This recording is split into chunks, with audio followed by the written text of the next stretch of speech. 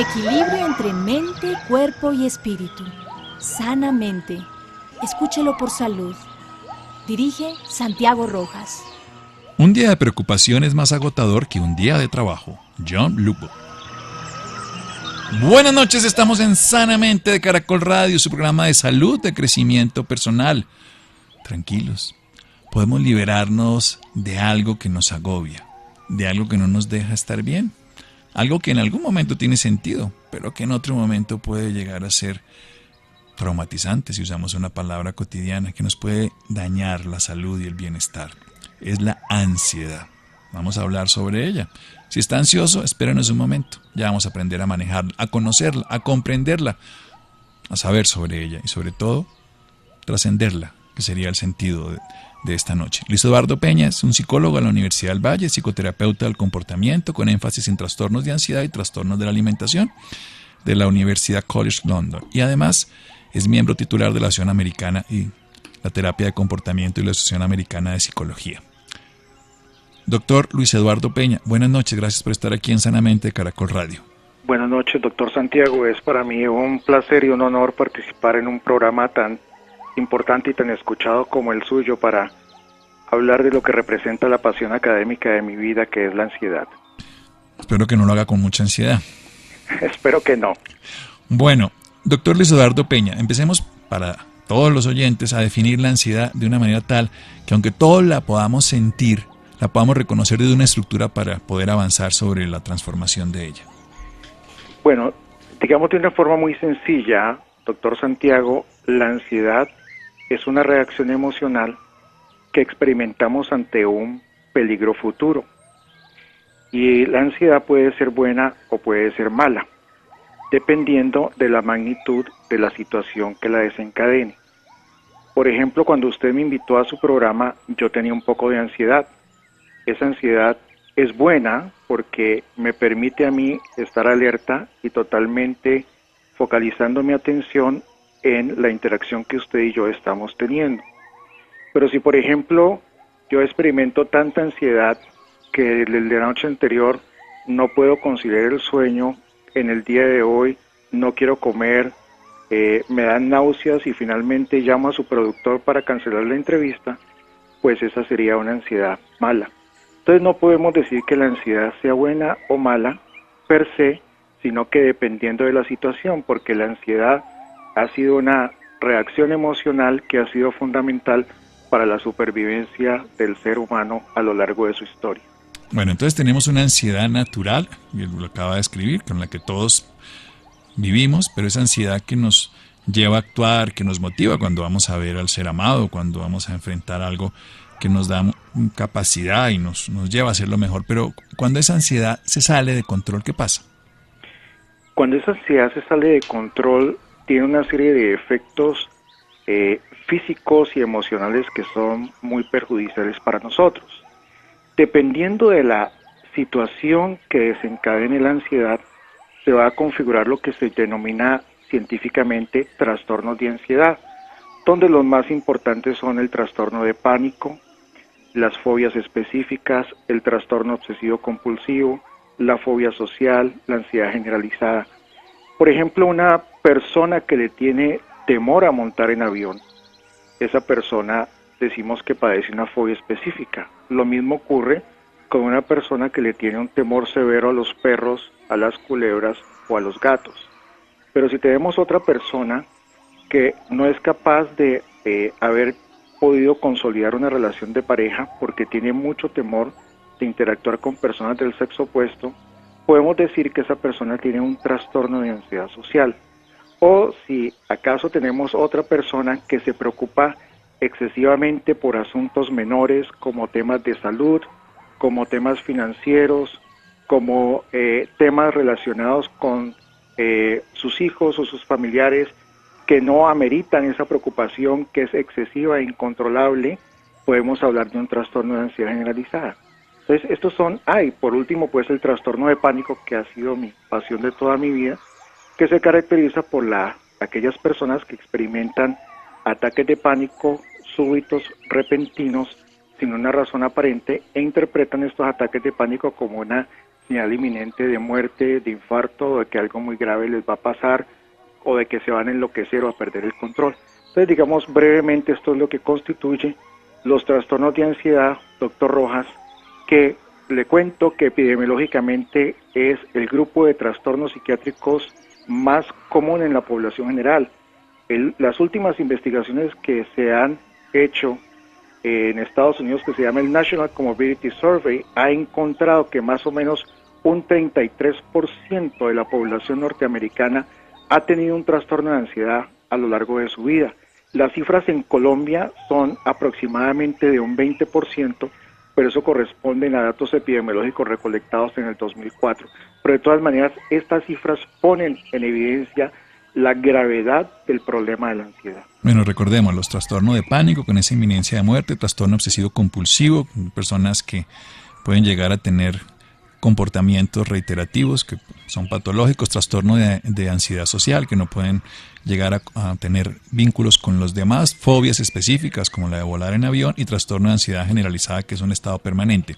Pero usted dice que el 20% de los colombianos lo teníamos en el 2004 como una estadística epidemiológica, sin embargo en Estados Unidos el 33%. ¿Puede ser que sea subvalorada o puede ser que esté creciendo de una manera desaforada también el trastorno de ansiedad? Yo creo, doctor Santiago, que está aumentando, porque si usted ve las tendencias del Estudio Nacional de Comorbilidad que se ha venido haciendo en diferentes etapas, ha venido aumentando desde el año 2003 a un 25% al 2013, que fue los últimos datos publicados por el profesor Kessler, que ha sido el director de este estudio. Van al 33%, y yo creo que eso tiene mucho que ver con las condiciones del entorno en que estamos viviendo. Y aunque este no es el tema de nuestra conversación, pero está muy relacionado, algo muy similar está ocurriendo con la depresión.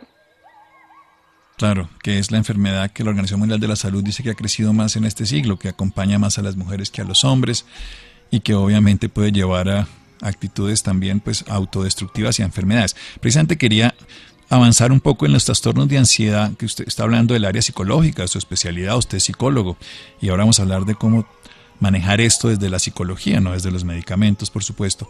Pero ¿a qué puede llevar? Así como la depresión puede llevar al suicidio, puede favorecer enfermedades incluso como el cáncer, puede generar estados de desadaptación social y con alteraciones biológicas muy bien definidas que incluso favorecen que el sistema inmune se acabe, que aumenten los dolores crónicos. ¿Qué puede pasar con el trastorno de ansiedad en la salud física de una persona? Doctor, las consecuencias son muy similares. De hecho, hay un grupo de investigadores que está tratando de conceptualizar a la depresión y la ansiedad como dentro del mismo espectro de trastornos emocionales. Por ejemplo, la comorbilidad, es decir, la coexistencia entre ansiedad y depresión es muy alta, más o menos de un 50%. También se ha encontrado por un grupo de investigadores en Ámsterdam, la Universidad de Ámsterdam, que hay un aumento en el riesgo de suicidio también en pacientes que tengan problemas de ansiedad, inclusive cuando se controla estadísticamente por la presencia de un trastorno depresivo. Tiene implicaciones de tipo físico. Una de las más comunes y que no es muy mencionada, doctor, es la gente que come por ansiedad, y una de las grandes preocupaciones que yo creo que vamos a ver en los próximos décadas es el aumento tan grande en la tasa de obesidad, y parte de eso es porque la gente come por ansiedad.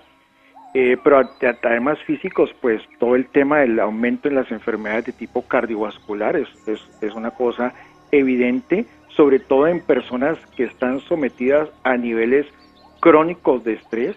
También un aumento en la tasa, digamos, de diferentes enfermedades de tipo infeccioso, incluso de cáncer. Y ya a un nivel más psicológico, doctor, lo vamos a ver en el efecto negativo que tiene la productividad laboral y también en el efecto negativo que tienen las relaciones interpersonales. Usted no se imagina lo que es para un cónyuge tener un paciente con un problema de ansiedad.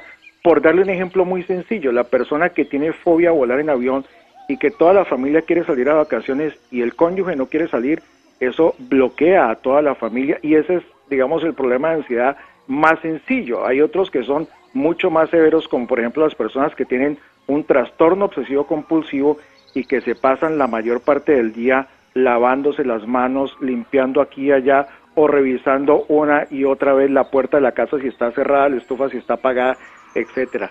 Y a mí me encanta programas como este porque la gente conoce mucho de depresión, pero no conoce tanto sobre lo que es la ansiedad. Y uno de mis propósitos, y le agradezco mucho que me haya invitado, es justamente que la gente conozca más de estos problemas porque son tan dañinos y tan nocivos y pueden afectar tanto la vida de las personas como es el caso de la depresión. Pues imagínense que tengamos no 20 y entre 33 y 20, pero que tengamos una de cada 4 personas, un 25% de la población. O sea que lo que nos escuchan, una de cada 4 tiene ansiedad. O, como usted bien lo dice, puede que no lo tenga él, pero tiene su pareja, lo tiene su hijo. Y termina siendo una comorbilidad, o sea, nosotros compartimos esa enfermedad o por lo menos ese sufrimiento que nos deja lo que la persona está padeciendo.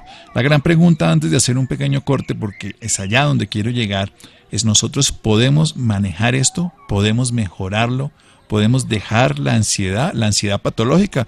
Desde el principio el doctor Luis Eduardo Peña, psicólogo, nos ha dicho que hay una ansiedad natural, que es la que todos sentimos ante una nueva experiencia, que nos motiva, pero hay una ansiedad que no podemos controlar y la hemos clasificado en trastornos de ansiedad cuando perdura. Está el pánico, el trastorno obsesivo compulsivo, las fobias específicas, las fobias sociales o los trastornos adaptativos, desadaptativos sociales y trastornos de ansiedad generalizada. Pero podemos pasarlas, podemos ir más adelante.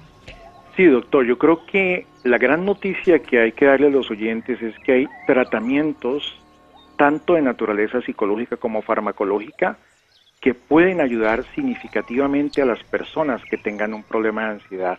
Digamos lo hermoso de todo, de haber yo gastado 30 años de mi vida en esto, es que he visto cómo ha evolucionado positivamente y digamos la posibilidad de que una persona se mejore con los tratamientos psicológicos es más o menos de un 70 a un 80%, y son tratamientos de naturaleza breve y de naturaleza que es muy didáctica.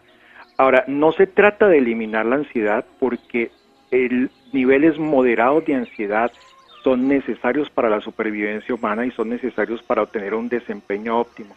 Es cuando la ansiedad se nos desborda. Entonces yo le digo a mis pacientes, yo no te voy a quitar la ansiedad, sino que te voy a enseñar a que tú controles la ansiedad y no que la ansiedad te controle a ti. Y realmente de los hallazgos más maravillosos en la psicoterapia contemporánea ha sido el gran progreso que se ha hecho en el tratamiento psicológico de los problemas de la ansiedad. Bien, vamos a hacer un pequeño corte y nos vamos a adentrar en esa posibilidad. Cómo desde la psicoterapia, desde la actitud, desde el comportamiento podemos modificarlo. Ese 20% se lo dejamos a los medicamentos, pero no lo vamos a hablar aquí, no es el tema, ni es el interés de este programa. Seguimos en Sanamente de Caracol Radio.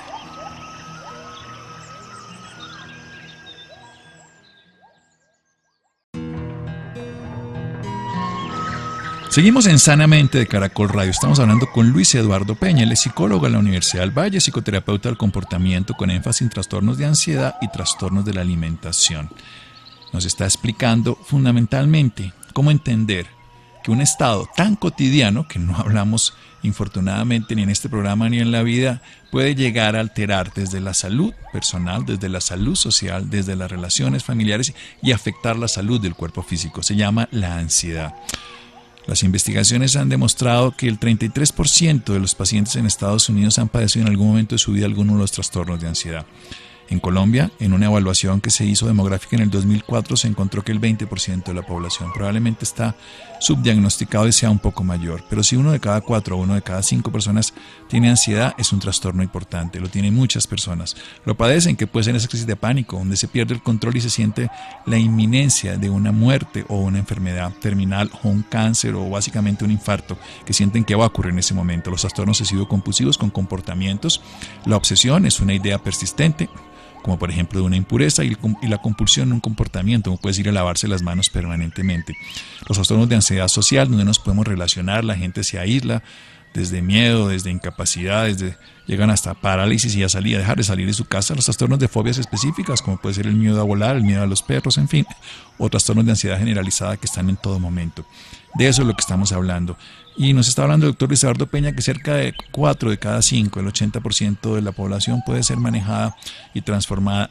La ansiedad, no se puede acabar la ansiedad, no es la idea. La ansiedad tiene un rol en la sociedad, nos permite evaluar, nos permite actuar de una manera más consistente, darnos cuenta, pero cuando la ansiedad se desborda es que se puede llegar a generalizar este problema y a producir todos esos trastornos de ansiedad.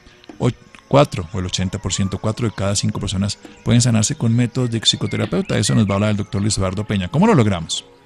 Bueno, doctor Rojas, la psicoterapia de elección para el tratamiento de los problemas de ansiedad se llama terapia cognitivo-conductual. Esta es una terapia que tiene varias características. Primero, es una terapia centrada en el aquí y en el ahora. ¿Eso qué quiere decir? Que nosotros no podemos modificar el pasado de una persona, si bien el pasado es fundamental, pero a diferencia de otras aproximaciones terapéuticas, nosotros nos centramos en el presente para a partir del presente cambiar el futuro de las personas. En este orden de ideas, no nos preocupa tanto entender cuál fue la causa inicial que desencadenó un problema de ansiedad, sino cuáles son los factores que en este momento lo están manteniendo. La analogía que yo les doy a mis pacientes es la siguiente. Si tú vas caminando por el pasillo que está adyacente a mi consultorio y te resbalas, te caes, te quiebras las piernas, cuando vas a la sala de urgencia, al doctor que te va a tratar no le importa tú cómo te caíste, el ángulo de la caída, la calidad del piso ni el color del mismo, sino que le importa es lo que mantiene tu imposibilidad de caminar, que es la fractura en tus piernas. En ese mismo orden de ideas se aplica esta analogía al tema de la terapia psicológica para el tratamiento de los problemas de ansiedad. Y básicamente existen dos grandes grupos de factores que contribuyen a la persistencia de un problema de ansiedad. El primero son los factores que llamamos de tipo cognitivo, es decir, la valoración que la persona hace de una determinada situación, donde comete dos grandes tipos de errores. Primero, sobreestima la probabilidad de que algo malo va a pasar. Tomemos el caso de la persona que tiene temor a montar en avión. Esa persona piensa que el avión, en la próxima vez que se monte, se va a caer, cuando sabemos que solamente uno en cada 10 millones de vuelos se produce un accidente aéreo. Entonces se llama sobreestimar la probabilidad de la ocurrencia de un evento negativo. Y la otra posibilidad es sobreestimar las consecuencias. Por ejemplo, la persona que teme salir con una persona del sexo opuesto va a pensar, dice, no la llamo porque no solamente me va a rechazar, sino que me rechaza, eso sería el fin del mundo. Y realmente no es el fin del mundo, si alguien lo rechaza, pues no es nada rico, pero es algo que uno perfectamente puede manejar. Entonces esos son, desde el punto de vista cognitivo, la forma en que evaluamos una determinada situación. Pero el segundo factor tiene que ver con el factor comportamental. Por eso esta terapia se llama terapia cognitivo-conductual. Y el factor comportamental hace referencia a aquellas situaciones que nosotros evitamos. Por definición, la ansiedad patológica se presenta ante situaciones que no son peligrosas. Entonces, si yo evito sistemáticamente montar en avión o evito sistemáticamente llamar a una persona que a mí me interesa, del sexo opuesto, pues obviamente lo que no estoy dándome la oportunidad a mí de aprender que nada grave va a pasar. Entonces, los tratamientos que se utilizan para manejar la ansiedad están orientados a, digamos, revertir la retroalimentación que se da recíprocamente entre los factores cognitivos y los factores conductuales. Bien, entonces nosotros vamos a poner un ejemplo concreto. El paciente tiene miedo a montar en avión. Por supuesto, él está sobreestimando la probabilidad. Dice, el vuelo que yo vuelo es el que se cae. O las consecuencias cuando hay un pequeño ruido, ese pequeño ruido significa que se va a caer el avión. Ustedes lo llevan a la aquí y a la hora, pero la persona no está montando en el avión, pero ni no tiene la ansiedad en este momento porque se va a enfrentar. ¿Qué estrategias le dan para cuando ya no esté con el terapeuta, que sería en este caso con el doctor Luis Eduardo Peña, sino esté viviendo la realidad para poder dimensionar de una manera la probabilidad dimensionar de una manera diferente la consecuencia y para tener comportamientos específicos, conductas específicas para atenuar eso que no es racional, que no es lógico y que la persona no la quiere tener? Bueno, básicamente hay dos grandes aspectos que se utilizan aquí, pero el más importante de todo, doctor Rojas, que ha sido el ingrediente activo fundamental en los tratamientos psicológicos de la ansiedad, se llama terapia de exposición, donde a la persona se le expone gradualmente, y esto es muy importante aclararlo, no es que a la persona se le va a llevar a montar en avión para hacer un vuelo transatlántico, sino que se le va exponiendo gradualmente a todos los estímulos que están asociados con volar en avión, desde ir al aeropuerto, desde hacer un vuelo corto, desde comprar los pasajes, para que la persona gradualmente vaya perdiendo el miedo a eso, porque personas que tienen este tipo de fobias son personas que han evitado por años volar en avión.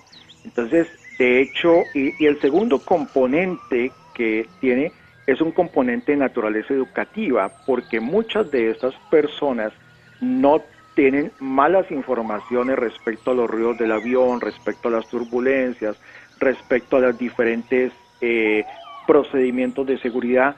Y de hecho Bianca tiene algo muy bonito, que es un curso que se llama Plácido, que también están usando otro tipo de aerolíneas donde se puede complementar muy bien con una terapia psicológica. Ahora, también se está utilizando un procedimiento que se llama terapia de realidad virtual, donde, digamos, se utilizan procedimientos donde se simula a través de un computador con unas gafas especiales que la persona está volando en avión, y eso también ha mostrado ser muy efectivo. Y por último, también uno hace lo que se llama exposición en imaginación, donde uno hace que la persona se imagine que está volando, y aunque parezca algo irónico, es muy efectivo para provocar ansiedad y que la persona pueda aprender a ir controlando su ansiedad. Obviamente, doctor Santiago, todas estas procedimientos de exposición se hacen de una manera muy sistemática, muy gradual y con el total consentimiento y aprobación del paciente. Nosotros no forzamos a los pacientes a hacer nada que ellos no quieran hacer. Sí, la clave que usted está diciendo es el acompañamiento terapéutico, porque si la exponemos a un estado donde la persona no tiene control y tiene una fobia de cualquier nivel, pues obviamente lo que vamos a hacer es incrementarla y lo vamos a hacer volverlo más vulnerable. Sí, correcto. Eso es como meterse a una tina. Si uno se mete, se quema. Pero si lo va haciendo gradualmente y se va adaptando, pues llega un momento que cuando entra le parece delicioso. Así por lo menos lo puedo ver visualmente. Me encanta su analogía y me parece muy, muy clara, porque uno cuando tiene estos tipos de pacientes dice, no, pero es que usted me va a montar ya el avión. Le digo, no, eso tenemos que hacerlo gradualmente. Se hace lo que se llama, doctor Rojas, la construcción de una jerarquía, y es que se va interrogando al paciente sobre los estímulos que le producen ansiedad y se van agrupando de manera jerárquica ascendente, del que menos miedo le produce al que mayor miedo le genera, para que la persona vaya enfrentándolo. Yo le digo a la persona que no es lo mismo subir de un primer piso a un segundo piso si tú saltas de la escalera 1 a la 20 que si vas de la 1 a la 2 a la 3 hasta llegar a la 20. Sí, perfecto. Queda muy claro la construcción. Hay un tema que usted ha nombrado entre los trastornos de ansiedad, que son los trastornos sociales, esas fobias sociales, trastornos de desadaptación. ¿Y cómo hacen esos pacientes para asistir si no socializan, ni siquiera quieren ir donde el médico? Generalmente es el papá que le dice, mi hijo no socializa, y entonces el hijo no va a la consulta, no quiere ver a nadie. ¿Cómo abordar un paciente de este estilo? A ver, yo creo que ahí hay que, primero, hay que reconocer que no es algo fácil, pero la mayoría de las personas que tienen una fobia social, su fobia no es tan severa, de modo que muchas de ellas por lo menos acceden a intentarlo, y aquellas que son demasiado severas. Yo tuve una niña con una fobia, doctor, fue increíble. Esta niña no podía ni hablar con el compañero al lado. No se imagina cómo está ahora, mejor dicho, ahora prácticamente, perdón la expresión, se levantó ya la falda. Muy exitosa ha sido esta niña, pero al principio eso se requiere de mucha persuasión, y también yo a veces invito al paciente y le digo, venga aquí, yo le cuento cómo es, sin ningún compromiso. También le doy algunas lecturas para leer Hoy en día con el internet hay muchas opciones donde la gente puede leer, de modo que en estos trabajos, doctor Rojas, esto es un trabajo en equipo y pues es muy importante que la persona quiera mejorarse y por lo menos que corra el riesgo de ensayar algo que si de pronto no le sirve, por lo menos más daño no le va a hacer. Sí, con toda seguridad no le va a hacer más daño, pero lo más importante es que tiene un objetivo claro, concreto, específico para la vida y que es volver a vivir y volver a vivir además de una manera natural, que es lo que a uno le priva la ansiedad, le impide a uno disfrutar la cotidianidad y le hace uno sobredimensionar, como usted bien lo dice, todos los posibles riesgos de simplemente vivir, de estar en un estado cotidiano que todos los demás seres humanos, si bien no lo disfrutan, lo pueden pasar sin dificultad. Seguimos en un es que la principal característica, digamos, uno de los criterios diagnósticos fundamentales de los trastornos de ansiedad es que afecte la vida de la persona que la padece en alguna de sus áreas de funcionamiento, social, laboral, académica, médica. Ese es el criterio fundamental, porque todos en este mundo convulsionado de hoy vivimos ansiedad, pero cuando ya eso comienza a afectar nuestra vida en alguna de esas áreas es donde debemos buscar ayuda y realmente ayuda muy buena hay hoy en día. Hoy en día el pronóstico para personas con este tipo de problemas es bastante bueno. Exacto. Eso me encanta siempre que tengamos soluciones. Aquí en este programa buscamos lo que usted nos está contando, que es aprender de lo que nos pasa, pero sobre todo aprender de la posibilidad que tenemos de solucionarlo. Seguimos aquí en Sanamente de Caracol Radio.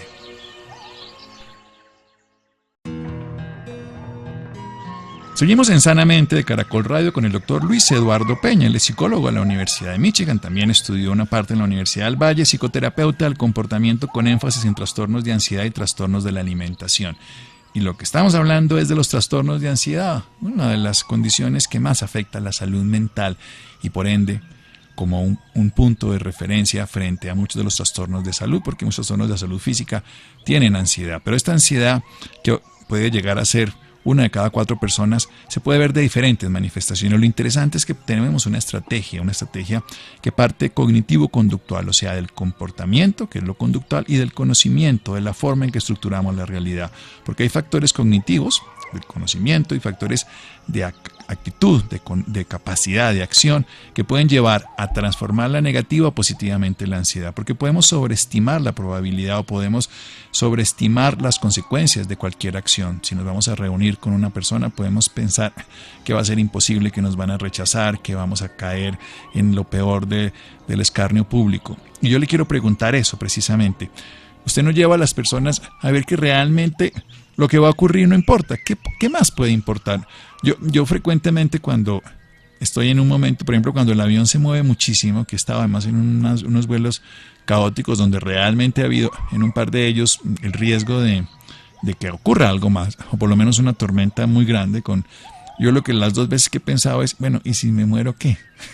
Y ya no, o sea, llevarlo como al extremo, usted hace eso, porque usted me está diciendo que lo llevaba gradualmente al trastorno, lleva una terapia de exposición, donde gradualmente llevaba a las personas de una manera tal de sensibilización del primer escalón hasta llegar al 20, no con un salto, y además lo educa para que la persona pueda reconocer la realidad de lo que son los acontecimientos, pero puede hacer lo contrario en el buen sentido del término, que es mostrarle que esa sobreestimación, pero lo único, si llegara al máximo, tampoco sería problema. A ver, doctor, es que imagínese que el 85% de las cosas que nos preocupamos no ocurren. O sea, ahí le doy un tip a los oyentes y a los pacientes con problemas de ansiedad. Y lo otro sí, a veces nos preocupamos demasiado por cosas o que bien no necesariamente van a ocurrir y pues si ocurren, bueno, si me morí, bueno, me morí y como usted lo dice, un poco de una manera pues demasiado extrema. De otro lado, doctor, una de las cosas que hacemos con los pacientes, por ejemplo, que tienen la preocupación crónica, que es la característica central del trastorno de ansiedad generalizada, es que los hacemos exponer a las cosas, los exponemos en imaginación a lo que ellos más temen. Por ejemplo, un paciente que yo tuve hace muchos años, que era muy exitoso, pero él pensaba que se iba a quebrar, entonces yo lo exponía a que él se quebraba, quedaba sin ninguna propiedad, él y su familia tenían que salir a pedir limosna en los semáforos, y finalmente ya él no le importó y dejó de preocuparse. O sea, es finalmente enfrentar las cosas. La ansiedad en todos los casos se mantiene por esos dos factores que yo explicaba previamente, y en este caso la ansiedad generalizada es porque la preocupación sirve como una forma de evitar esa misma ansiedad. Entonces, si yo hago que la persona enfrente esa situación, ya sea en la vida en vivo, como en el caso de una persona que tiene fobia a los perros, o en imaginación, como una persona que tiene miedo a quebrarse a pesar de que es profundamente exitosa, pues obviamente que ahí yo voy a ir logrando vencer la ansiedad y cambiar la ecuación de que no sea la ansiedad que me controla a mí, sino yo quien controle a la ansiedad. Bien, eso me encanta. O sea, dejamos ser víctimas, por decir, esclavos de la ansiedad, como ocurre además porque lo que uno ve en muchos de los pacientes en adicciones, y eso lo hemos tratado aquí muchas veces en este programa, son personas que para tratar de calmar una ansiedad le dan el poder a una fuerza mayor en teoría, que es en este caso lo que los vuelve a ellos con cierto poder, el alcohol o lo que sea, pero lo que están haciendo es volverse esclavos y terminan entonces siendo víctimas. Y lo que se está diciendo es, en lugar de que me controle la ansiedad, yo logro controlarla, yo vuelvo a tener el poder, yo vuelvo a tener el control. ¿Qué ocurre? Y aquí es importante, ¿qué ocurre en una persona que después de muchos años de haber padecido un trastorno de estos y no poderlo solucionar, llega donde usted? ¿En cuánto tiempo puede encontrar una solución? ¿En cuánto tiempo puede haber una transformación? Alguien que ha pasado con una ansiedad de muchos años. No solamente hablemos del miedo a volar, porque no todos tienen que enfrentarlo. No, yo puse porque era el ejemplo más fácil. No, yo lo entiendo y yo mismo lo estaba comentando, pero ya quiero de cosas mucho más cotidianas, que son las experiencias de relaciones sociales, las fobias sociales o los trastornos de ansiedad generalizada que son tan agobiantes en la vida de una persona. Bueno, doctor, eso depende de varios factores. Depende de la severidad del problema, depende de la cronicidad, que tanto tiempo el paciente lo haya padecido, depende de su grado de expectativa y de esperanza y de compromiso con que venga la terapia. Pero, digamos, una vez dicho esto, estas terapias son terapias de corto plazo, son, digamos, los protocolos de las terapias cognitivo-conductuales son terapias que van de 15 a 20 sesiones, una sesión una vez por semana. De modo que son terapias de naturaleza corta y son terapias muy directivas donde la persona se le enseña de una manera explícita una serie de estrategias concretas para manejar su ansiedad. Unas estrategias se enseñan en el consultorio y otras se hacen a modo de tarea para que las personas las hagan entre sesión y sesión. Y eso muchas veces se complementa con libros de autoayuda donde los protocolos de tratamiento están ya delineados y diseñados para que los pacientes los puedan utilizar entre sesión y sesión. Es como venir usted a tomar una clase, y la clase se llama ¿Cómo controlar mi ansiedad a los perros, a los aviones, a interactuar con la gente, a los gérmenes, a las enfermedades, a tantas cosas, ¿no? Porque hay otro trastorno de ansiedad que no está clasificado como tal, doctor, pero que yo estoy seguro que usted lo ha visto, que es la hipocondriasis. Y esa es otra forma bastante interesante de ansiedad. Sí, entre otras cosas, lo padecen los pacientes y lo desprecian los médicos, porque al médico le aburre un paciente, pero siempre dicen que el epitafio de las personas con hipocondriasis, sí ve, tenía la razón. Está muy bueno. Sí, y infortunadamente, ¿no? Muchas personas que tienen unos polisintomáticos, he conocido varios pacientes, terminan teniendo una enfermedad y como el pastorcito mentiroso nadie la cree, y cuando se desarrolla la enfermedad no solamente es grave, sino a veces es incurable. Ya para terminar, quiero preguntarle unas cosas específicas. Este tipo de estrategias puede servir para otros trastornos del comportamiento que pueden estar metidos dentro de fobias y todo para algunos, pero específicamente para el rencor, para el resentimiento, para esos dolores que no se pueden manejar frente a una persona o un acontecimiento, porque es un tema que también nos preguntan mucho aquí.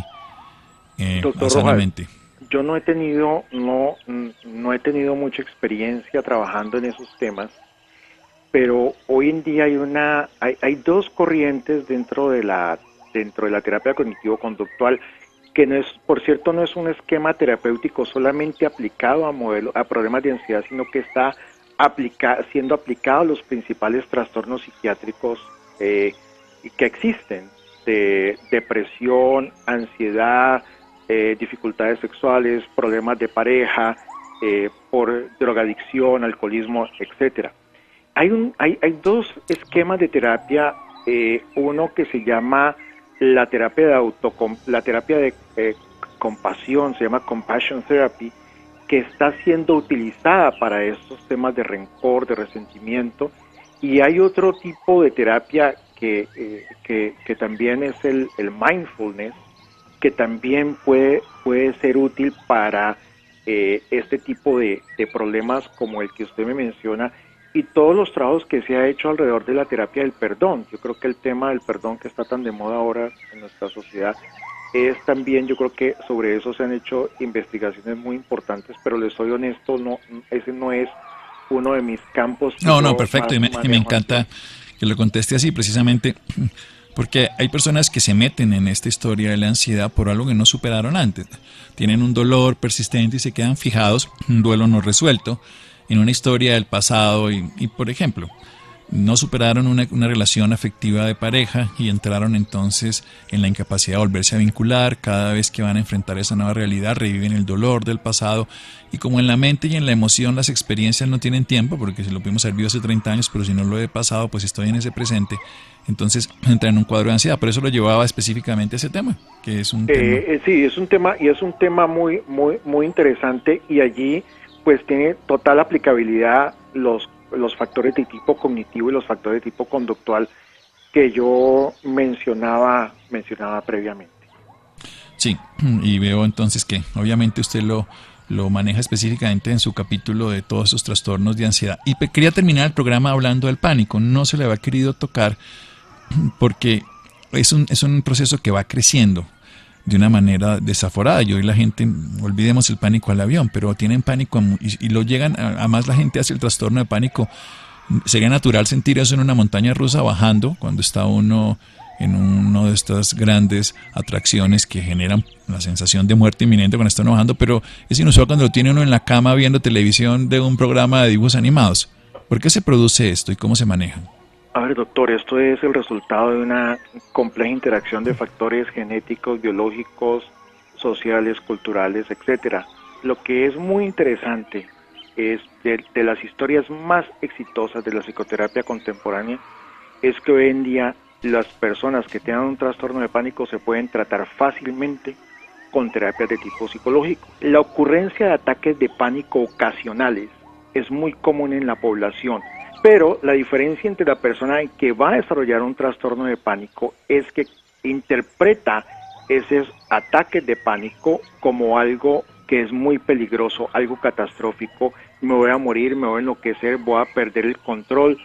Mientras que una persona que tiene un ataque de pánico ocasional dice, bueno, estoy estresado, peleé con mi jefe, peleé con mi esposa, y sigue la vida. Básicamente la idea es enseñarle a la persona que estas sensaciones físicas no son peligrosas. Cuando la persona comienza a entender esto y se complementa con estas otras estrategias terapéuticas, no se imagina, doctor, el progreso que uno obtiene en ese sentido con estos pacientes. Bueno, eso me encanta. Entonces me da tiempo, ya que me solucionó el pánico tan rápido, al TOC, trastorno obsesivo compulsivo, que ese generalmente, doctor, se medica, porque me encanta que usted me dice que el pánico no se medica, porque uno de los problemas fundamentales es que los médicos, la distancia más rápida que tenemos los médicos, así como cuando uno le pitan en un semáforo cuando cambia, es cuando le dicen una ansiedad, ¡pum!, le da un ansiolítico, le dan pánico, ¡uy! Entonces, pero el TOC generalmente se medica, ¿se puede manejar de otra manera? A ver, doctor, fíjese que yo estudié en Inglaterra con la persona que diseñó los tratamientos psicológicos que llevan usándose 40 años para el trastorno obsesivo compulsivo. Y fundamentalmente se llaman tratamientos de exposición y prevención de respuesta. De exposición porque usted expone a la persona a lo que teme. Por ejemplo, una persona que teme contaminarse dándole la mano a usted, y entonces usted le expone a eso, pues yo estoy sobresimplificándolo obviamente, y usted evita que la persona se lave las manos, que la persona ritualice, o la persona que usted expone a que salga de la casa y no se devuelva a chequear si ha cerrado la puerta o no. Entonces la persona va aprendiendo poco a poco que nada malo va a pasar. Yo acabo de tratar, doctor Rojas, un niño muy exitosamente que tenía un TOC muy severo, y este niño lo tratamos, este niño venía con terapia médica hace 3 años, tuvo terapia psicológica y tuvo una recaída, lo tratamos con terapia psicológica y ayer vino y está, no se imagina lo bien que está. Ahora yo sí quiero ser totalmente honesto y decir que la terapia farmacológica tiene un lugar en los tratamientos de la salud mental. Sin duda.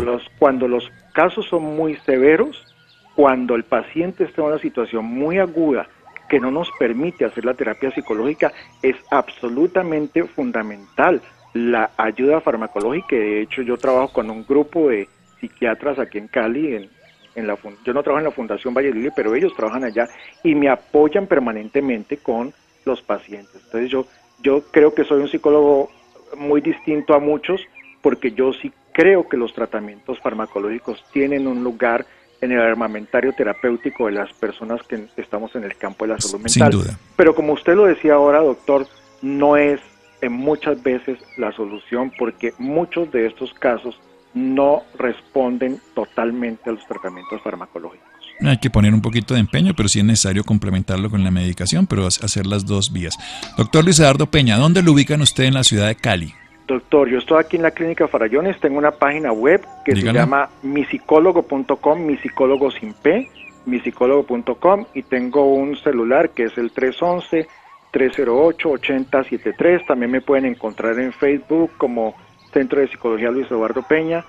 www.misicólogo sin P, misicólogo como suena.com, o si no el celular 311-308-8073 en la ciudad de Cali. Ahorita déjenlo dormir, es medianoche, desde mañana lo pueden localizar. Gracias, doctor Peña, que descanse. Doctor Rojas, un placer, encantado de saludarlo, y cuando venga a Cali espero que nos conozcamos. Seguro que sí. Bueno, Dayan, muchísimas gracias, ahí aprendimos muchas cosas. Santiago Flores, Ricardo Bedoya y Yesir Rodríguez, quédense con una voz en el camino, una voz de esperanza frente a la ansiedad, lo que tuvimos esta noche. Buenas noches.